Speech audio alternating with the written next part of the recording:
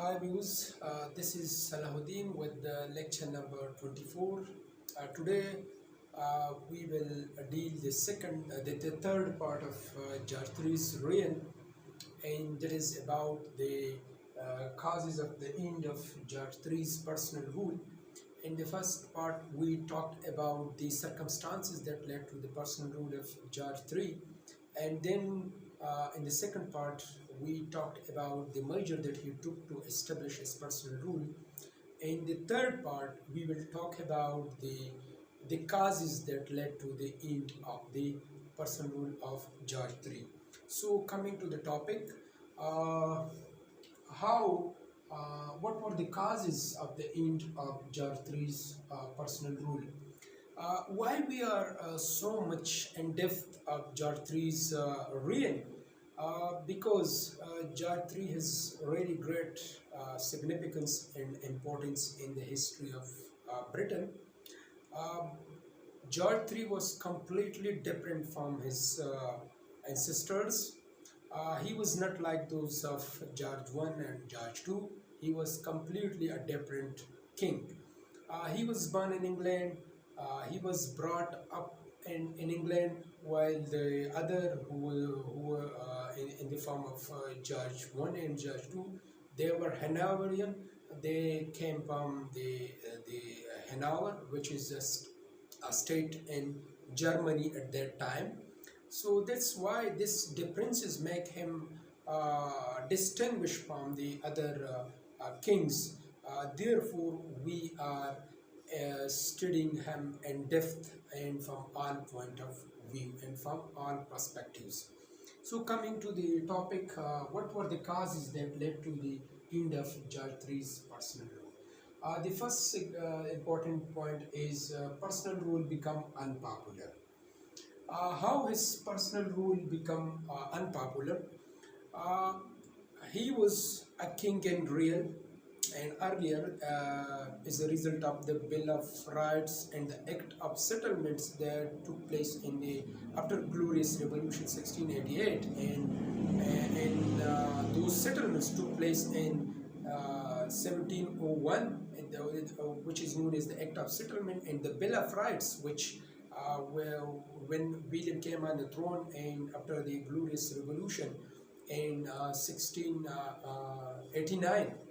So at that time, it was written, or it was a kind of deal or compromise that the king rule should be restricted. The parliament shall become anonymous in all decisions of the state, and there were certain restriction imposed on kings. So, as a result of those restrictions, the power of the king was completely curbed and restricted to certain realms are defined in that constitution of that time. So, how his rule become unpopular? Uh, before at the time of George III's reign, Whig was the ruling party, and Whig was the party of the industrialists or the people of the middle class who were newly become rich. So they were using all malpractices in the form of bribery, in the form of titles, giving titles to certain ministers or to certain members, and even distribution of natural resources for gaining the favor. So the Whig Party was practicing all these malpractices in order to pass a bill in the parliament, in order to gain power in the parliament. So these malpractices really make the lives of the people really difficult because of these these evil practices. Now the people aspire George III to come on the throne to wipe out these practices and to clear or to bring some reforms in the Whig Party. When George III came on the throne, he also started using these prerogatives or these small practices, which for the interest, like to pass a bill in the parliament or to gain a favor in the parliament. So it was a kind of inevitable for George III uh, to put in practice all these evil or malicious practices. Therefore, when George III was ruling and he was using all uh, and every nefarious design to establish his personal rule and to gain the favor of the parliament, it led to the unpopularity of George III and the common people. So this unpopularity really instigate people against himself. Like the people were not in mood anymore to say that the king should be a real king, and the king should choose his ministers, and all those powers that Jatri wants to establish were in threat due to the unpopularity. Second important cause that led to the end of the Jatri's rule was writing and speeches of the politicians like Broke, Fox, Tatham, and Shelburne. These were some great writers, and these were some politicians at that time. They started writing about the against the personal rule of George III, and it was the time uh, where the literature was almost on the peak. If we read out the 18th century of English literature, we can see the arrival of the novel and the prose and even drama was at that time was on peak. But drama in the 17th century and 18th century novel was on peak. So these writings and why these flourish of the literature took place, there were two important parts. One was the Agrarian Revolution and the other was Industrial Revolution. These two revolutions diametrically changed the fabric of the English society, and it was really booming with each passing day due to these two revolutions. So as a result of the writings of these great figures, uh, it inculcated new ideas in the minds of the people, like democracy and capitalism and some other ideas that took place and inculcated in the minds of the people, that the people should be empowered. People should be empowered means that there should be a real democracy. Like no single authority should rule us, and no single authority should suppress us, or no single authority should be above the law. So the writing of these peoples help people to incite or to raise voice against the personal rule of George III.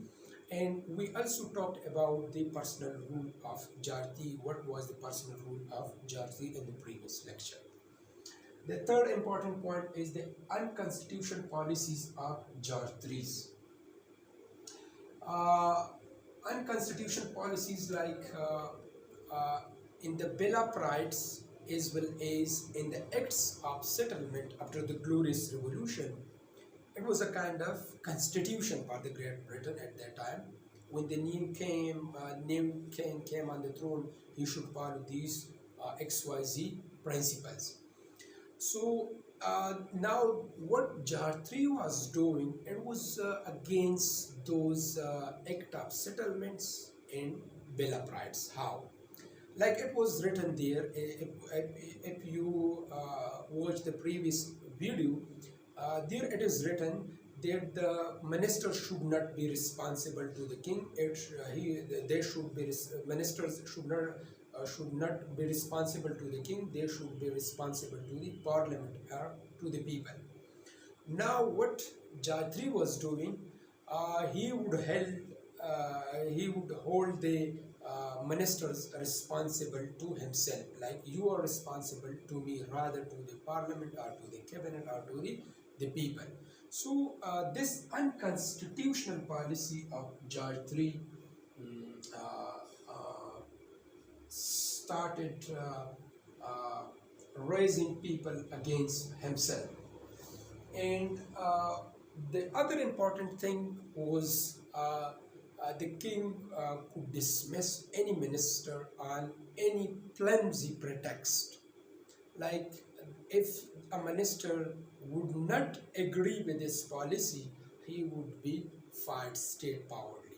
So this unconstitutional policy become a potential cause of his decline or his fall. The fourth important was the character of George III. Uh, what kind of character George III had, due to which his personal rule declined? He was stubborn. He would be of the opinion that he is all right, and he is the man who knows everything. And the other important aspect of his personality was he has no experience in the politics, no experience in the field of politics. He had no formal education. So, in the third and fourth important character of his personality was he could impose his views on others by hook or by crook. He is right, and everybody should follow him, or everybody should obey him. By everybody means the ministers. So these characters of George III dispower him and become a martial flaw of his ruin, of his personality, that led to the downfall of George III. The fifth important cause of George III's end of personal rule was people got tired of his personal rule. How people got tired of his personal rule? He was, all in all, he was a kind of dictator, and people thought, and he would interfere in any matter of the public interest, and even in the individual interest. Thus, people got fed up from the this dictatorial policy of George III, and people thought that his tentacles or his muscles should be curved or circumscribed to certain realms, and he was not ready to accept this view that his rule or his power could be curbed in any walk of life. Thus, the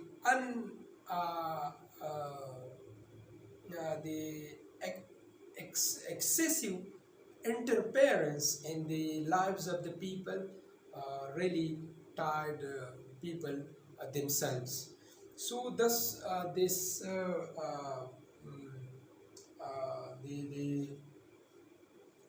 the extra rule that King George III was playing with the lives of the people got him tired of their life. And the people thought that this rule of king should be minimized. The sixth important reason was loss of the American colonies. The war was in America, American Independence War. It was not started abruptly. It was already started when when George III came on the throne and power, and the people in the North America, they were already doing struggle for the independence, and the Britain had colonies there. Now that independence struggle reached to the zenith at the time of George III, and In the previous lecture, we talked about the reasons why, how the American independence took place, and what were the causes of the downfall of the Great Britain. So this war was already started, and it took place or culminated in the era of George III, when the American colonies were lost from the Great Britain. So the responsibility, or the king was held responsible for the loss of the American colonies. So this also become a potential cause of the decline of the personal rule of George III. And then final point is the appointment of Pitt the Younger as PM.